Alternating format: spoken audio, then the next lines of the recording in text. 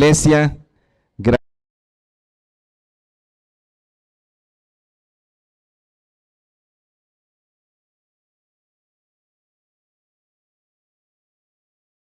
Continuar con la palabra del Señor. Hemos estado hablando en estos últimas semanas. Bueno, la semana pasada hicimos una pausa por una ocasión especial, que fue el Día de las Madres, y hablamos acerca de nuestras mamás, ¿no? Y el día de hoy vamos a continuar con la predicación, con nuestro tema base. Recordemos que hemos estado hablando Primera de Timoteo, hemos estado escudriñando las Escrituras, cada uno de los versículos el Señor nos ha revelado, nos ha mostrado acerca de lo que el Señor habla a su iglesia, de lo que el Señor instruye, de lo que el Señor advierte a su iglesia, ¿no? Vemos a través de esta carta que escribió Pablo, ¿no?, a Timoteo, advirtiéndole de lo que venía, de lo que pasaba en ese momento, de las cosas que habían y que no son ajenas a la actualidad, sino que siguen, perduran aún, y estas advertencias siguen aún en nuestras vidas. Así que el día de hoy vamos a continuar con Primera de Timoteo, capítulo 6, y vamos a leer nuestro texto base del día de hoy. Es Primera de Timoteo 6, 17. Primera de Timoteo 6, 17, así que búscalo, Primera de Timoteo 6, 17.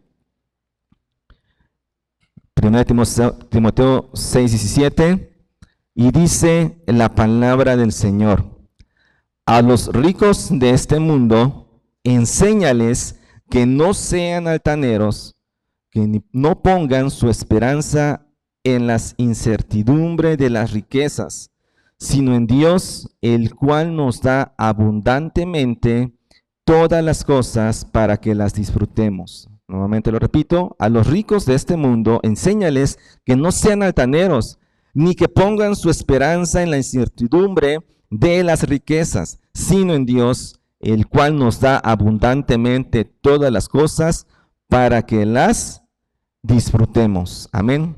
Vamos a orar. Señor, te damos gracias en esta mañana. Gracias te damos por la oportunidad, Señor, que nos das de poder escudriñar tu palabra. Gracias, Señor, porque aún seguimos escudriñando tu palabra y seguimos aprendiendo, nos sigues instruyendo, nos sigues advirtiendo, nos sigues, Señor, sigues sobrando en nosotros, sigues, Señor, dándonos palabra, Señor, que edifica, esta palabra viva y eficaz, Señor. Señor, gracias porque esta es una espada, Señor, de doble filo que penetra hasta lo más profundo, Señor, y que eso haga en nuestra vida, Señor. Padre, que el día de hoy estas palabras de las cuales vamos a hablar, Señor, las cuales vamos a leer, bendito Dios, que tú sigas sobrando, Señor, y que no tan solo se quede como una enseñanza más de cada domingo o de cada servicio, que no se quede como una información guardada en nuestra memoria, Señor, sino que sea, Señor, tu palabra viva y eficaz obrando en nuestra vida, Señor. Que siga rindiendo fruto al 100 por 1, Señor. Y si alguien viene por primera vez, Señor, que tú puedas hablar a su corazón, que tú puedas darle entendimiento a su corazón, Señor. Que ellos puedan encontrar, Señor, ese refugio y saber, Señor, que necesitan de un Salvador, Padre. Sabemos que tu palabra no vuelve vacía, Señor. Así que si hay alguien que viene por primera vez, Señor, a la congregación o que nos ve por las redes sociales, Señor, que tu palabra cumpla su voluntad en su vida, Señor. Gracias te damos, Señor, porque tu voz no ha callado, Señor, para nosotros. Tu voz no ha enmudecido, Señor, sino sigues hablándonos, Señor, por pura misericordia y amor a nosotros. Gracias te damos, Señor, porque tú eres bueno, porque tú eres amoroso, y todo esto lo pedimos en el nombre precioso de nuestro Señor Jesucristo. Amén. Gloria a Dios. Amén. Y bueno, hermanos, vamos a continuar, como les decía, y recordemos un poquito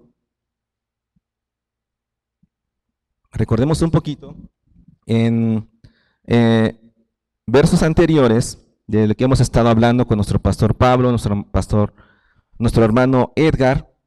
Hemos estado hablando acerca de que debemos de vivir con una perspectiva eterna. debemos de vivir viendo cada una de las cosas de otra manera, ¿no? A diferencia de cómo lo ve el mundo. Pablo les estaba diciendo, le estaba advirtiendo a Timoteo, le decía, oye, ten cuidado, revisa esto, va a pasar esto, está esta situación, ten cuidado, ¿no? Y debemos nosotros, decíamos, de vivir con una perspectiva eterna. Nuestra perspectiva no debe ser una perspectiva como la ve todo el mundo, una forma de que todo el mundo como ve las cosas, ¿no? Sino que el pueblo, el creyente, el Hijo de Dios, tiene una perspectiva diferente. ¿Por qué? Porque no lo ve con los mismos ojos, no lo ve a través de sus ojos, no lo ve a través de sus pensamientos, de su perspectiva, sino todo pasa por el filtro de la palabra.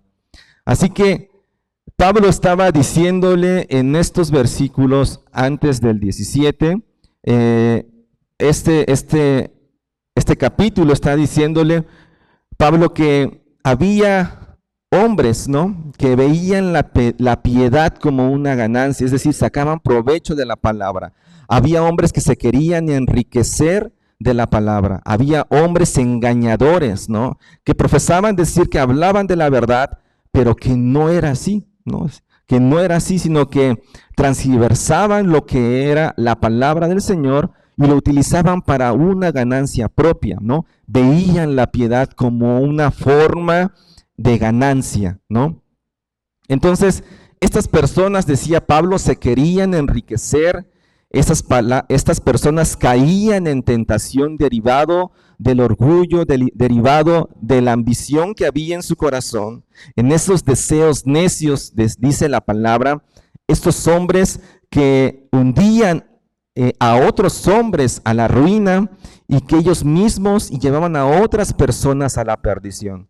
Pablo está advirtiéndole a Timoteo de este tipo de personas. Decía Pablo en este mismo capítulo, dice que la raíz de todos los males es el amor al dinero. Ese es el raíz de todos los males, decía Pablo, ¿no?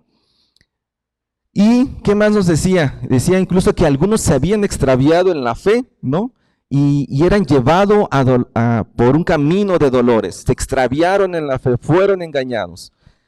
Y pudiéramos decir, qué situación tan difícil, tan compleja, qué ambiente tan difícil era en el que estaba viviendo Timoteo y toda la iglesia, ¿no? Pero no es nada ajeno a lo que hoy vivimos, no es nada ajeno a lo que hoy está ocurriendo. Hombres engañadores de la verdad, hombres que se quieren enriquecer, hombres que aman al dinero, hombres necios, hombres que se extravían, ¿no?, por ir en pos de otras cosas, hombres que dejan la palabra del Señor para ir por sus propios intereses, ¿no? Entonces, teniendo esto como contexto, teniendo esto como introducción, vamos ahora sí a ir a nuestro versículo, a nuestro texto base, que es 1 de Timoteo 6:17, ¿no? Y Pablo estaba, como leímos aquí, Pablo estaba dando un mensaje a los ricos, ¿no? Pablo estaba dando un mensaje a un sector, ¿no?, en específico. Le estaba diciendo a Timoteo, enséñales a estas personas, muéstrales a estas personas que aman el dinero, que no pongan sus esperanzas y su confianza en lo que poseen, ¿no? Estaba Pablo le diciendo, dile a los ricos que no confíen en lo material, que no confíen en sus pertenencias, que no confíen en su oro, en su plata, en sus posesiones, en todo lo que poseía, ¿no? Y también había una advertencia de parte de Pablo a Timoteo para enseñanza.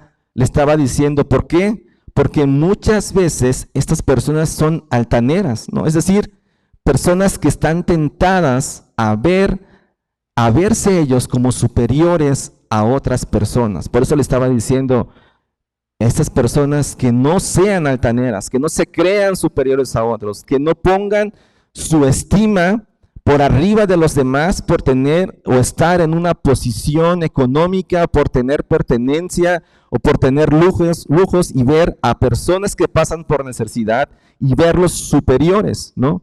No, Pablo les estaba diciendo, diles esto, ¿no? Y Pablo está haciendo mención de toda esta situación. Pablo está haciendo mención de todo esto, ¿no? En ese momento, y si bien hablando de los ricos, ¿no?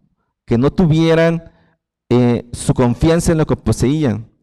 Y hermano, aquí me gustaría mencionar algo importante. No es que el tener posesiones, el tener pertenencias, el tener, pues sí, algo material signifique que sea malo. Por supuesto que no, ¿no?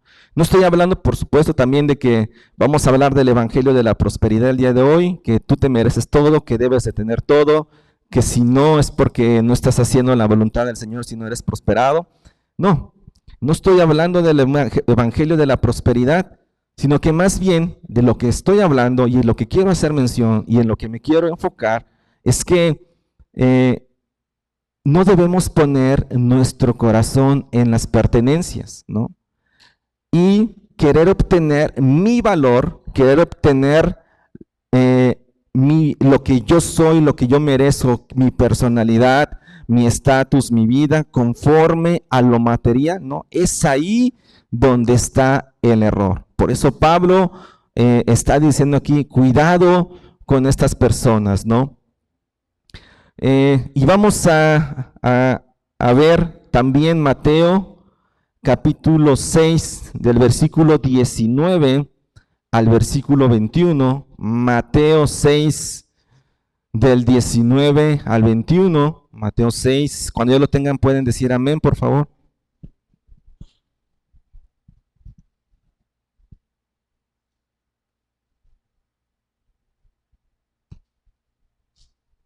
Mateo 6, del 19 al 21, dice la palabra del Señor, lo voy a leer en la versión Nueva Biblia de las Américas, dice,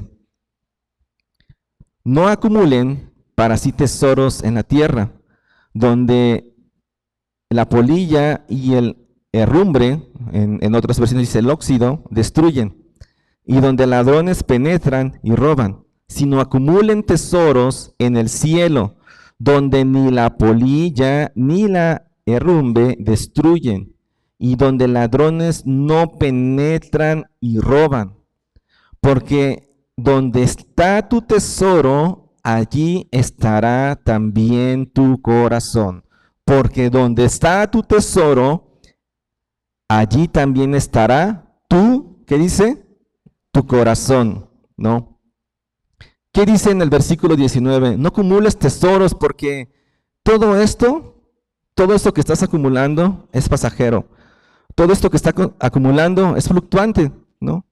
Son tesoros terrenales, temporales y que se desvanecen fácilmente, es lo que estaba diciendo aquí la palabra, ¿no? Y les repito nuevamente, no es que sea malo tener o poseer tesoros terrenales, no, no es así. El Señor bendice, por supuesto, pero, ¿qué dice? No, en el versículo 19, no acumulen para sí tesoros, no acumulen para sí tesoros. Lo que dice es que, está diciendo la palabra, es que es malo acumularlos solamente para sí mismos. Es decir, ser egoístas, ser ambiciosos, querer más, enfocarse solamente en eso, poner mi atención, poner mi dedicación, poner mi tiempo, poner mi esfuerzo en solamente eso y para mí, ¿no? Sino que el Señor provee cada una de las cosas materiales que poseemos. ¿Para qué? Para administrarlos con una responsabilidad y poder bendecir a otros.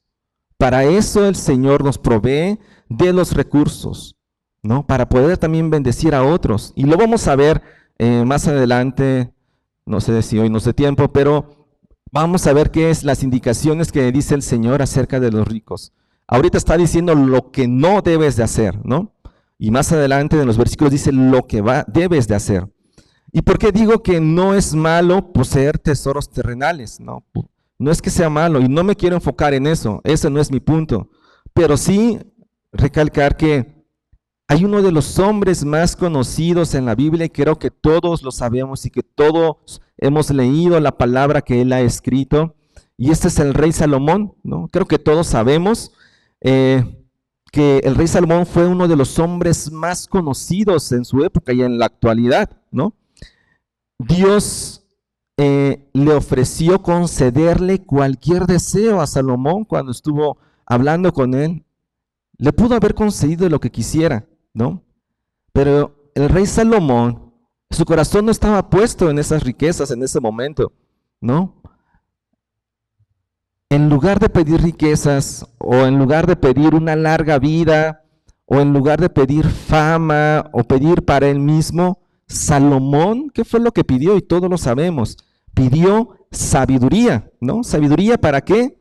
Para gobernar con justicia, ¿no? ¿Y qué fue lo que pasó? El Señor miró el corazón de Salomón, el Señor miró cuál era la intención de Salomón, ¿no? ¿Y qué fue lo que pasó? Entonces, Dios le concedió, ¿no? Eso, le concedió sabiduría y además, por añadidura, ¿no?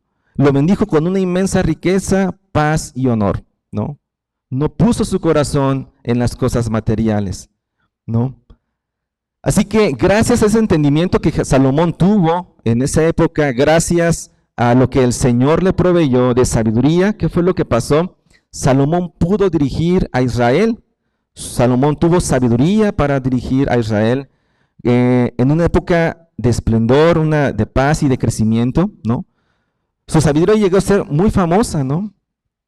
Y hasta a la actualidad hablamos de eso, un hombre sabio, el hombre más sabio, ¿no? Y hablamos principalmente de lo que el Señor obró en la vida de Salomón, es decir, la sabiduría y el anteponer primero ese deseo que cosas personales para sí mismo. Es decir, su corazón, repito nuevamente, no estaba en las cosas materiales. El corazón de Salomón no estaba en querer acumular riquezas, sino que priorizó el discernimiento para poder guiar un pueblo, como les decía, ¿no? Sobre cualquier beneficio personal, ¿no? Ahora, ya leímos 1 Timoteo 6:17, donde habla a los ricos. Dice, Pablo le dice a Timoteo, enséñale a los ricos. Ya vimos también Mateo 6:19 y 21, ¿no?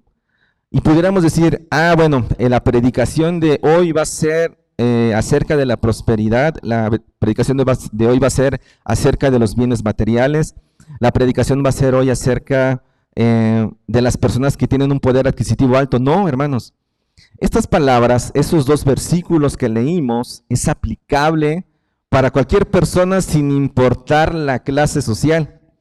Todos tienen, son tentados, todos son que son llevados a poner su confianza en otras cosas que no es Dios. Entonces, claramente estos dos versículos y la predicación del día de hoy y la enseñanza del día de hoy es aplicable a nuestras vidas.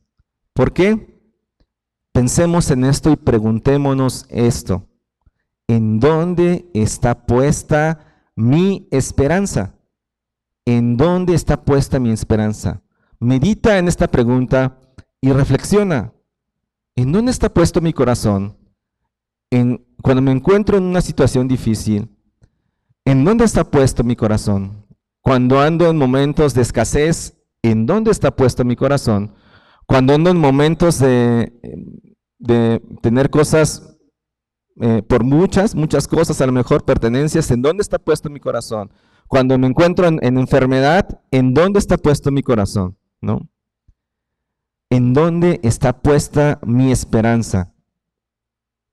En 1 Timoteo 6:17 estaba diciendo Pablo esto: enséñeles a que no sean altaneros ni que pongan su esperanza en la incertidumbre de las riquezas. Esta palabra esperanza viene del griego elpizo. Esperanza viene del griego elpizo, que significa esperar, que significa confiar.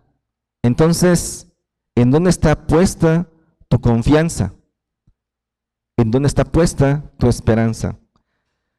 Si bien, por supuesto, creo que tenemos nosotros esperanzas en algunas cosas, los que están estudiando tienen esa esperanza de poder terminar la escuela, los que están trabajando tienen una esperanza quizás de querer un puesto más alto, a lo mejor de tener una casa, etcétera, ¿no? Podemos tener esperanza, podemos tener, digamos que metas, objetivos, ¿no? Y eso nos impulsa a seguir adelante.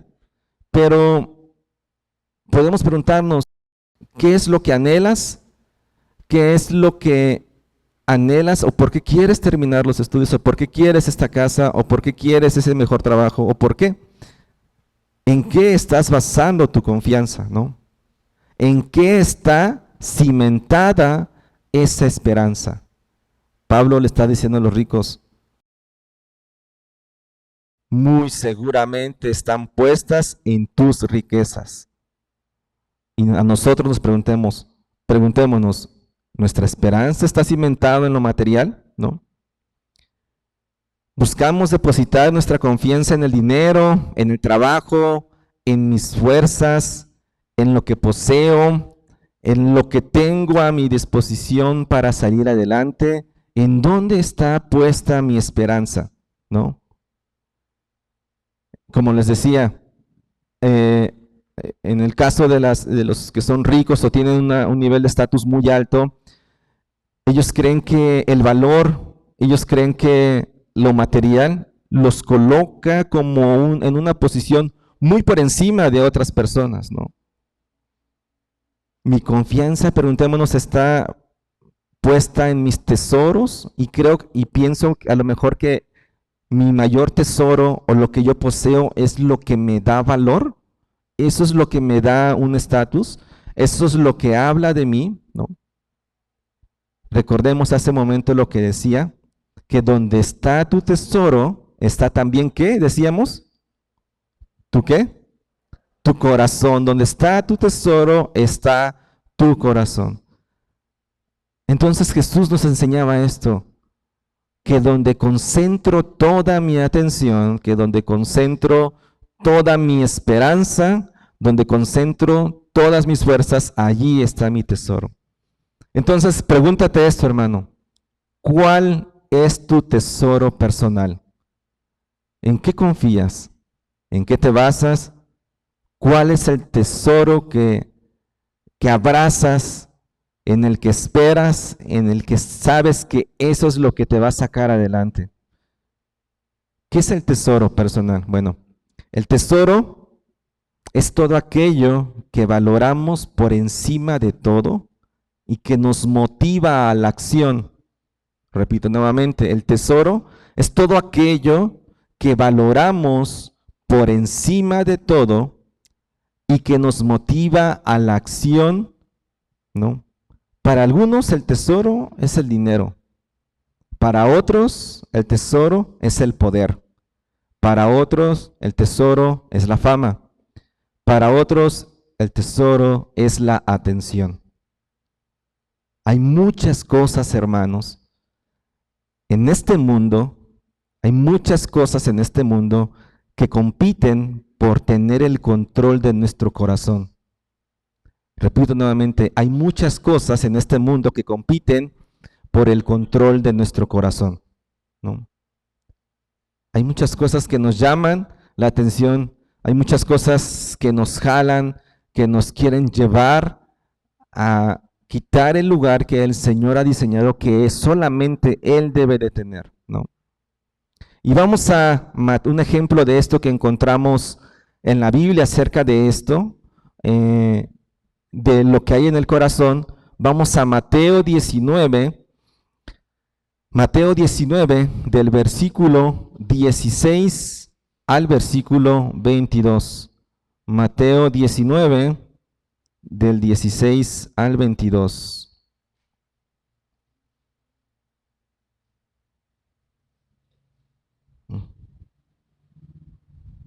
Mateo 19, del 16 al 22, y dice la palabra del Señor. Y un hombre se acercó a Jesús y le dijo, Maestro, ¿qué cosa buena haré para obtener la vida eterna? Jesús le respondió, ¿por qué me preguntas acerca de lo que es bueno? Solo uno es bueno, pero si deseas entrar en la vida, guarda los mandamientos. ¿Cuáles? Preguntó el hombre. Y Jesús respondió, no matarás, no cometerás adulterio, no hurtarás, no darás falso testimonio, honra a tu padre y a tu madre, y amarás a tu prójimo como a ti mismo. El joven dijo, todo lo he guardado, ¿pero qué me falta todavía?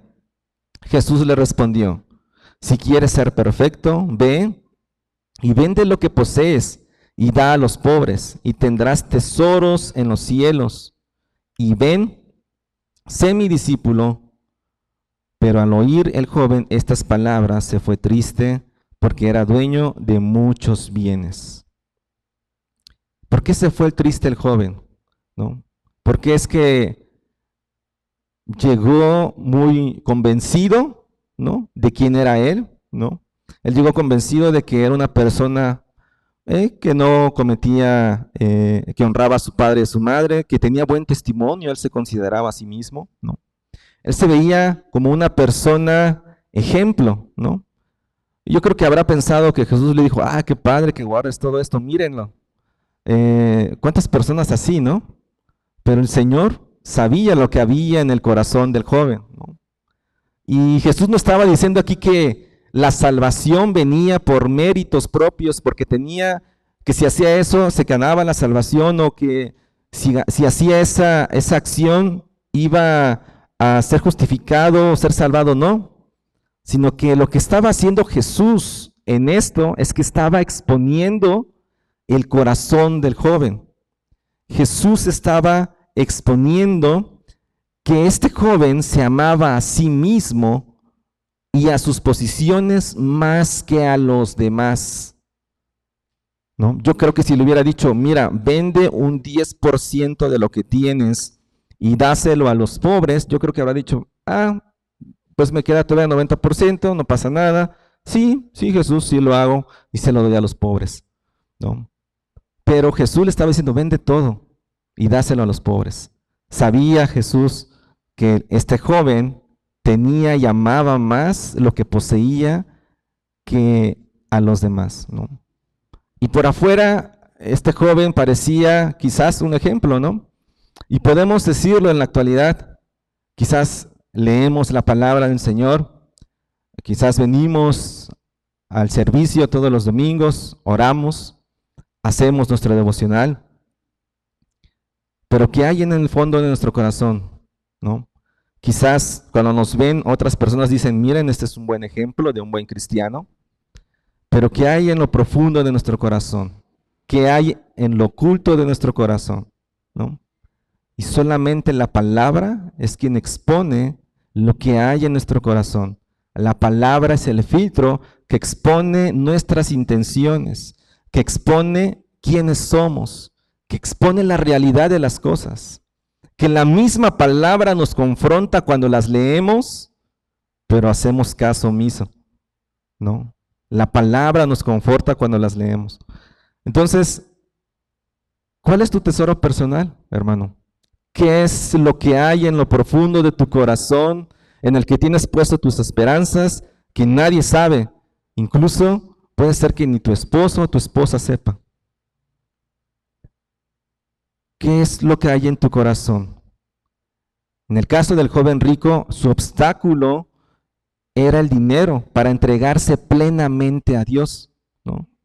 Jesús no le estaba pidiendo solamente una parte. Jesús no le estaba diciendo, vende solamente esta parte, sino le decía, quiero que me des totalmente tu corazón. Es lo que estaba haciendo Jesús, ¿no?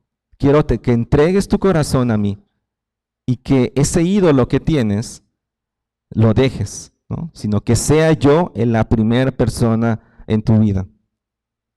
El problema del joven, como les decía, en sí no era la riqueza, no era malo, sino que lo que era malo era apego que tenía él a la riqueza. Ese era el obstáculo, ese era el principal problema. Entonces les decía, hermanos, nosotros pensemos en esto. ¿Qué es el ídolo que nosotros tenemos? ¿Qué es lo que hay en nuestro corazón? Muchas personas dicen esperar en el cielo. Muchas personas dicen que creen en el Evangelio, pero en realidad su corazón no está en las cosas del cielo. Su corazón está atrapado en las preocupaciones de este mundo, porque ahí es donde está su tesoro. Porque ahí es donde está su tesoro. Entonces, la palabra que leímos hace rato en Mateos 16, en 1 de Timoteo 6:17, ¿qué le decía Pablo a Timoteo? Dice que no sean altaneros ni que pongan sus esperanzas en la incertidumbre de las riquezas, en la incertidumbre de las riquezas. La palabra nos está diciendo que las posesiones y las riquezas, y hermano, lo que ocupa el primer lugar en tu corazón, que no es Dios, son inciertos. El valor que ahorita tienen esas cosas materiales, quizás un buen trabajo, quizás a lo mejor tienes un buen trabajo y te sientes ahorita tranquilo, pero porque no estás confiando en el Señor, sino porque estás confiando en tu trabajo. Eso dice el Señor, que pueden perder el valor en cualquier momento. En cualquier momento esas cosas pueden perder su valor. Es como si pusieras tu fe en arena y no en un cimiento realmente. Para poner un ejemplo de esto, hermanos, no sé si recuerdan que en el año 94, 1994, hubo una devaluación en México, ¿no? Creo que muchos, bueno, algunos que son jóvenes, no solamente les iba a decir por las noticias, pero ya ni las noticias, sino las redes sociales se han enterado quizás de eso, o los que vivieron esta situación, si recordarán, hubo una gran devaluación en 1994, en diciembre de 1994, que a su vez esta devaluación detonó una crisis social, detonó una crisis financiera, ¿no? Y no nada más se quedó ahí, no nada más fue eso de una crisis social y financiera, sino que también hubo una ola de suicidios, ¿no? En esas fechas. ¿Por qué? Porque en ese momento quienes tenían grandes posesiones, quienes tenían cosas materiales, ¿no? O que tenían deudas, ¿no? O que se habían endeudado por querer tener algunas cosas, ¿no? En ese momento esas deudas, las tasas de intereses, dices que se dispararon a un 100% las tasas de interés. Entonces, algo que debías quizás muy poco, se incrementó a una deuda que a veces era impagable, ¿no? Para cada persona. Entonces, como les decía, esta devaluación, esta situación que hubo en estos años, pues hubo un incremento drástico de mortalidad, de suicidios, ¿no? Principalmente en personas que eran cabezas de familia, en padres y jefes de familia, y no tan solo de personas con un alto estatus, sino esto fue en diversos niveles socioeconómicos, ¿no? Afectó a diferentes niveles, que tanta fue la presión que se vieron superados y tomaron decisiones incorrectas, ¿no? Eso lo vemos en una situación financiera, pero veámoslo también en desastres naturales, ¿no? ¿Cuántas personas no han visto que han perdido todo, ¿no? En un desastre natural, todo lo que tenían, lo que poseían, o quizás en una enfermedad también, ¿no? Por eso dice la palabra que todo esto, esta es una incertidumbre, ¿no? Algo que puede pasar, algo fluctuante, ¿no? Es decir, hermano, no mires tu seguridad en lo que posees. No mires tu seguridad en lo que posees. Y esto es para todos. Para el hombre convertido, para el hombre que conoce la palabra, su esperanza debe de estar puesta en el poder y en la voluntad de Dios. Para el hombre convertido, su esperanza debe estar puesta en el poder y en la voluntad de Dios. Entonces podemos decir, mi esperanza está puesta en Dios. Mi esperanza está puesta en Dios. Y vamos a leer Colosenses capítulo 3, del versículo 1 al versículo 3, Colosenses 3, del versículo 1 al versículo 3. Colosenses 3, del 1 al 3, dice la palabra del Señor. Lo voy a leer en la Nueva Biblia de las Américas y dice, si ustedes, pues, han resucitado con Cristo, busquen las cosas de arriba, donde está Cristo, sentado a la diestra de Dios. Pongan la mira en las cosas de arriba, no en las de la tierra, porque ustedes han muerto y su vida está escondida con Cristo en Dios. Busquen, ¿qué dice? Las cosas de arriba, dice, ¿no? Y luego dice en el 2, pongan las cosas pongan la mira en las cosas de arriba y no en las de la tierra, en las de abajo, ¿no? Colosenses, hermanos, fue escrito por el apóstol Pablo, por supuesto, a esta iglesia de la ciudad de Colosas. Esta cultura de Colosas era completamente pagana e inmoral, ¿no? Como la mayoría del mundo, de los romanos y también como actualmente, ¿no? Sin embargo, los cristianos que habían en Colosas ya no deberían de dejarse guiar por lo que esta tierra decía, por la manera, la perspectiva con la que el mundo veía las cosas, ¿no? Ya ellos no deberían dejarse guiar por lo que les rodeaba. Tenían que recibir, dice, indicaciones de arriba. Por eso dice aquí Pablo, pongan su mira en las cosas de arriba. Es decir, las indicaciones que vas a recibir ya no las vas a tener, ni las vas a recibir, ni las vas a mirar conforme lo miran en esa tierra, sino ahora tus indicaciones van a venir de arriba. Es decir, no se deberían de comportar según las normas de la tierra, de las normas que habían abajo, ¿no? Así que mi esperanza, hermanos, está puesta no en las cosas de este mundo. Mi esperanza no debe estar puesta en las cosas materiales, en las riquezas, en lo que este mundo me puede ofrecer. Nuestra mira debe estar puesta en el Señor. Saber y creer, hermanos, y confiar en el poder y la voluntad de Dios. Él es todo lo que necesitamos. Él es todo lo que necesitamos. Cualquiera que sea la situación, hermanos. Yo no sé lo que estás atravesando en esta situación. Yo no sé lo que el Señor te está hablando en estos momentos de esa situación difícil que estás viviendo. Pero el Señor sí lo sabe. Pero te puedo decir que el Señor es todo lo que necesitas. El Señor y su voluntad, no sabemos si va a continuar esa situación o si el Señor permite salir de eso, pero cualquiera que sea la situación, dice Pablo, yo he aprendido a vivir cualquiera que sea la situación. En unas versiones dice, yo he aprendido a vivir con el estómago vacío y con el estómago lleno. He aprendido a vivir en esa situación, ¿no?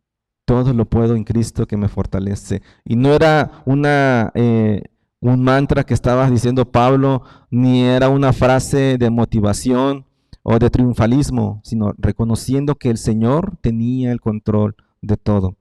Amén. Así que esta esperanza de la que nos habla la palabra tiene como fundamento la fe en nuestro Dios. Ahí está el fundamento. Y vamos a leer Salmos capítulo 62. Salmos capítulo 62 del versículo 5 al versículo 7. Salmos 62 del 5 al 7. Cuando lo tengan puede decir amén, por favor.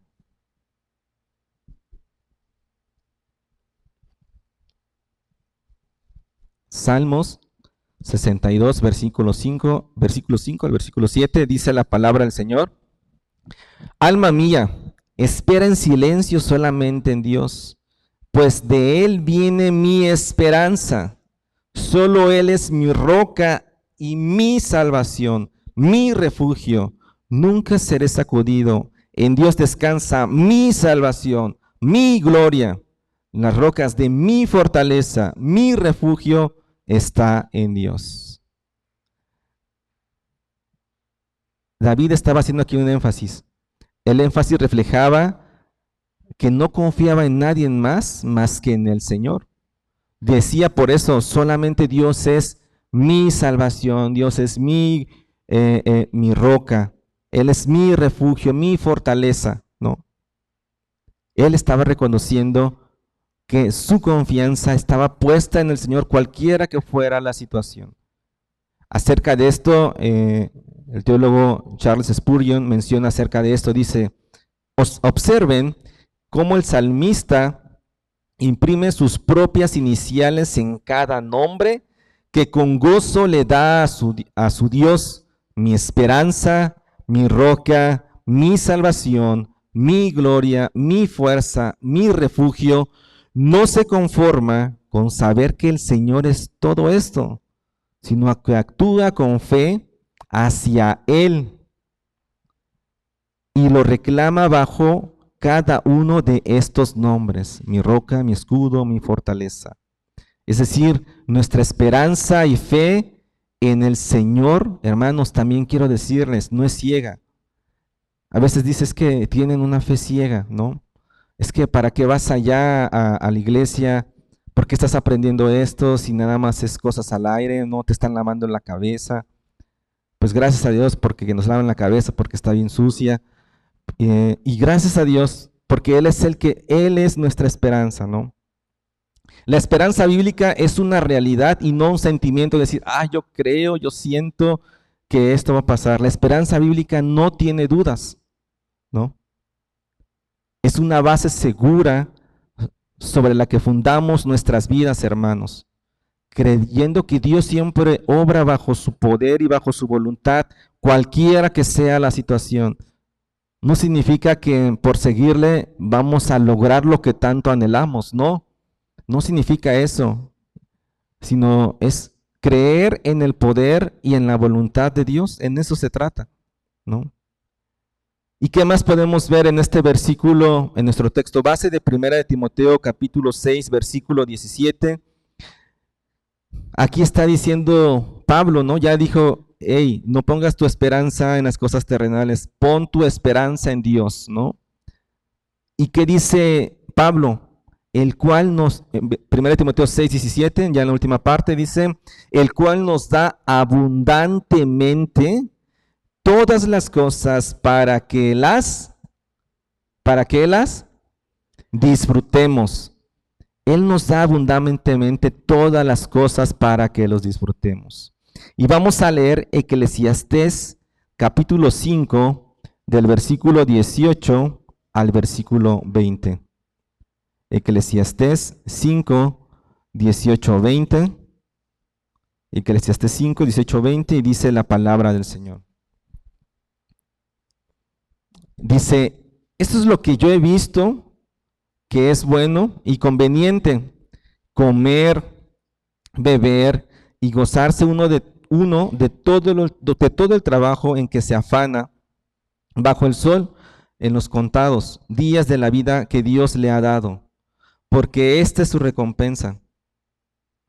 Igualmente a todo hombre a quien Dios ha dado riquezas y bienes, lo ha capacitado también para comer de ellos, para recibir su recompensa y para regocijarse en su trabajo.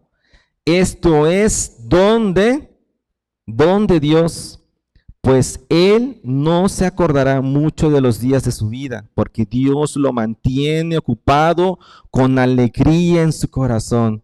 Dios lo mantiene ocupado con alegría en su corazón. Este hombre tiene contentamiento con lo que el Señor le ha dado. Este hombre tiene contentamiento con lo que el Señor le ha suplido. Este hombre dice, no se acordará mucho de los días de su vida. ¿Por qué? Porque Dios lo mantiene ocupado, ¿no? Con alegría en su corazón. El Señor nos ha bendecido, hermanos. El Señor nos ha bendecido en gran manera y no lo vemos, sino a veces nos mantenemos más bien ocupados en lo que necesitamos, pero no vemos lo que el Señor nos ha dado. Y dice aquí, en esta palabra que leímos, que deben de estar, que el Señor nos capacita para poder comer de ellos, para poder recibir recompensa del trabajo y regocijarnos, ¿no? Esto es don de Dios. Aquí viene lo importante. Esto es don de Dios. Es decir, hay un gozo y que dice la palabra que leímos en 1 Timoteo 6:17, que disfrutemos lo que el Señor nos ha dado. Es decir, hay un gozo. Este gozo verdadero del cual está hablando la palabra, tanto en Eclesiastés como en 1 de Timoteo, es un gozo verdadero, hermanos. No es un gozo pasajero, no es un gozo que es como humo, no, nada más. No es un gozo que lo disfruto en un momento, pero estoy pensando en otras cosas, ¿no? Sino es un gozo verdadero que viene de Dios. Este gozo verdadero, esta felicidad del que está hablando la palabra, no proviene de la riqueza. Este gozo no proviene de las cosas materiales. Este gozo viene del poder de Dios, es un don de Dios. Es un don divino y solo proviene de un Dios verdadero, solamente proviene de Dios. Hermanos, Dios nos provee abundantemente de todo para poderlas disfrutar. El Señor nos provee de las cosas para poderlas disfrutar. Nos da tantas cosas, más de lo que necesitamos, más, por supuesto, de lo que merecemos, ¿no? Nos da la capacidad de poder disfrutar a nuestra familia. Nos da la capacidad para poder disfrutar a las personas, a nuestros amigos, de poder disfrutar al hermano que tienes al lado, atrás, a la iglesia, de poder disfrutar la creación misma, ¿no? De poder disfrutar ese momento que tenemos con el Señor de oración, de aprender de su palabra, de ese tiempo en su presencia. Nos da ese gozo el Señor. Nos provee más de lo que necesitamos. En Mateo 7:11 no lo vamos a leer ahorita por cuestiones de tiempo, pero Mateo 7:11 está hablando de que a pesar de que nosotros tenemos una naturaleza imperfecta y que tenemos fuerzas limitadas y recursos limitados, sabemos dar buenas cosas a nuestros hijos, ¿no? Aún siendo en esta condición, nosotros damos buenas dádivas a nuestros hijos. Y dice la palabra, pues cuanto más nuestro Padre Celestial, que Él es perfecto y que es infinitamente bueno, da muchas cosas mejores, ¿no? Así es nuestro Dios, ¿no? No por merecimiento, sino porque Dios es amoroso, ¿no? Dios nos da todo lo que necesitamos y lo que te da es para que los disfrutemos, ¿no? Dice el pastor Sugel Michelén, menciona algo acerca de esto, dice, Dios ha llenado el mundo de muchas cosas disfrutables, pero el poder de disfrutarlas no reside en las cosas mismas, sino en el Dios que las da. Lo voy a leer nuevamente. Dios ha llenado el mundo de muchas cosas disfrutables, pero el poder disfrutarlas no reside en las cosas mismas, sino en el Dios que nos las da. Hay un ejemplo que mencionaba, es como, creo que muchos han comprado juguetes o han recibido juguetes y está padre el juguete, lo ves, lo sacas quizás de la envoltura y lo ves padrísimo, ¿no? Pero cuando prendes el switch, no hace nada, ahí está. Porque dice abajito, las baterías se venden por separado, ¿no? Entonces ahí está el juguete todo padre, pero nada más lo ves y lo ves así, pero pues no lo puedes ver en acción, no lo puedes disfrutar, no puedes jugar con él, nada, ¿no? Entonces, así son las cosas también. Hay muchas cosas hermosas que el Señor nos ha dado, y no hablo tan solo de materiales, sino tu familia, sino también tus amistades, todo lo que mencionamos, el Señor los ha preparado, pero el único que nos da esa pila, por decirlo así, poniendo este ejemplo, quien nos da la forma, quien nos da el gozo para poderlos disfrutar, es el Señor. Y el Señor es quien pone la capacidad para poder disfrutar realmente de eso que el Señor nos ha dado. Así que, hermanos, no esperes que el gozo provenga de las cosas materiales, como leímos aquí en Primera de Timoteo. No esperes eso. No esperes que el gozo provenga, de las cosas materiales, sino pon tu esperanza en Dios. Pon tu esperanza en Dios. Y vuelvo a repetir, no se trata de que voy a recibir lo que necesito, ¿no? No se trata de orar y hacerle manita de puerco a Dios porque quiero algo o necesito algo. Mírame, Señor, mira cómo estoy. Lo necesito, ¿no? No se trata de eso. Quizás es una enfermedad. El Señor solamente sabe. Pero recordemos que necesitamos solamente el poder, el amor, la misericordia de Dios, ¿no? Él es todo lo que necesitamos. ¿Qué dice la palabra del Señor? El Señor es mi pastor. ¿Y qué dice? Nada me faltará, ¿no? Nada me faltará. Pero a veces pensamos que también lo tomamos como un mensaje de, pues como un amuleto, de decir, ay, mi Señor es mi pastor y yo sé que siempre voy a tener todo. No, significa que el Señor va a suplir todas las cosas, pero más bien el Señor, en otras versiones dice, el Señor, Jehová es mi pastor, es todo lo que necesito, es todo lo que necesitamos. Entonces, hermanos, hablábamos de mirar hacia arriba, de no mirar hacia abajo. Y dice, me gustaría decirles esto, la persona cuyo tesoro está en el cielo no puede ser gobernado por sus bienes. Si tú estás teniendo tu mirada en el cielo, no puedes ser gobernado por lo que posees, sino más bien tu corazón no debe de estar anclado a lo que el Señor dice.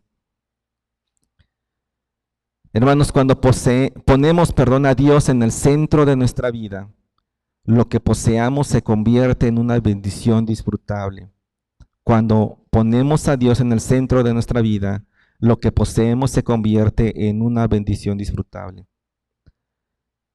Y debemos de reconocer que todo eso que tenemos, que todo lo que posees le pertenece a Dios. David decía también, ¿no? Cuando estaban construyendo el templo, Señor, yo sé que todo esto es tuyo.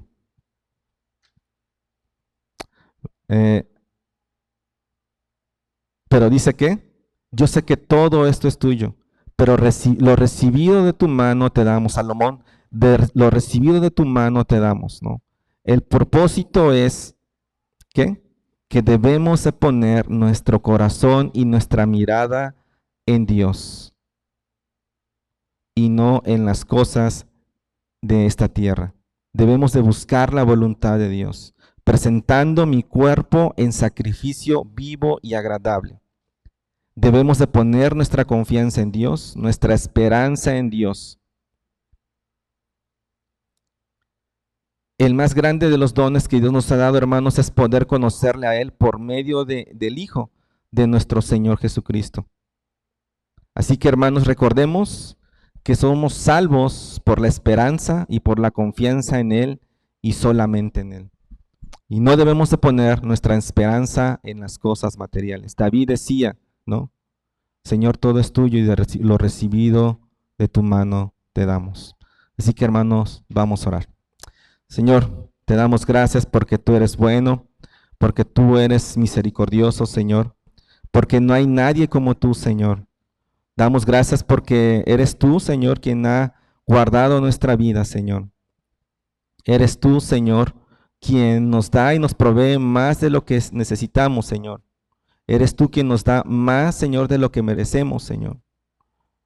Eres tú quien nos provee, Señor, y nos da la capacidad de poder trabajar, de poder salir adelante, Señor, de poder ir a trabajar, de poder ver a nuestra familia, Señor. Eres tú quien nos da las fuerzas, Señor, para poder, Señor, amar, para poder guiar a nuestros hijos, Dios. Y debemos de poner nuestra confianza no en las cosas materiales, Señor. Debemos de poner nuestra confianza no en lo que poseemos, no, Señor, sino debemos de poner nuestra mirada y nuestra confianza solamente en ti, Señor. Reconociendo que tú eres el creador, que tú eres el dueño de todo y que nosotros solamente somos administradores. Que tú eres nuestra esperanza, Señor. Una esperanza viva, eficaz, Señor. Una esperanza en que un día te veremos, en que un día estaremos delante de tu presencia. Una esperanza, Señor, que estaremos contigo, Señor. Esa es nuestra esperanza. Mirando las cosas de arriba y no mirando las cosas de abajo, Señor. Señor, esto es nuestra esperanza. Y queremos, Señor, no confiar en nuestras fuerzas, Dios. Aparta, Señor, nuestra mirada, Señor, de las cosas materiales, Señor, y no enfocarnos en eso, Señor, sino que nuestra mirada esté puesta en ti, Dios. Señor, que no nos basemos en lo que poseemos, que no tengamos nuestro estatus o nuestro valor por lo que poseemos, sino más bien por lo que tú has dado a nuestras vidas, Señor, sino también por la identidad de que somos hijos, Señor. Este es nuestro valor, Señor, un valor que nos has dado por medio de tu obra, por medio de tu sacrificio. Señor, gracias porque tú eres bueno, Señor, porque tú eres misericordioso, Señor. Gracias, Señor, porque tú eres bondadoso y misericordioso, Señor. Nos ponemos en tus preciosas manos, Señor, y que sigas cumpliendo tu voluntad, Señor, sobre nosotros, sobre la iglesia, Señor. Tú eres nuestra roca fuerte, tú eres nuestro Dios alto y poderoso, Señor, y eres todo lo que necesitamos, Señor. Gracias, bendito Padre hermoso. Señor, sabemos que cada uno hay alguna situación difícil, Señor, quizás que esté atravesando, Señor, pero que su mirada, Señor, su confianza no esté puesta, Señor, en lo que está viendo en estos momentos. Quizás es difícil, Señor, para ellos, pero que puedan poner su esperanza en ti, en cualquiera que sea el resultado, o en cualquiera en que como termine la situación, que su esperanza solamente esté en ti, bendito Dios. Aquellos que vinieron por primera vez, Señor, que sepan que hay un Dios poderoso, que hay un Dios salvador, y que somos nosotros culpables y pecadores, Señor, pero que tú viniste en forma de hombre, moriste en una cruz, resucitaste, Señor, Padre, y que tú pagaste el precio. Que esas personas que han venido por primera vez, Señor, sepan que tú eres su Salvador, que tú eres el Salvador y que todos necesitamos, Señor, y que todos, Señor, somos pecadores, Padre, y que merecíamos la muerte, Señor, pero que tú has pagado el precio y que debemos venir a tus pies, Señor. Te damos gracias porque tú eres poderoso, porque tú eres amoroso, porque tú eres maravilloso, Señor, y porque no hay nadie tan grande como tú, bendito Dios. Te honramos y glorificamos, Señor, a ti solamente. En ti está nuestra confianza y nuestra esperanza. En el nombre de Cristo Jesús. Amén.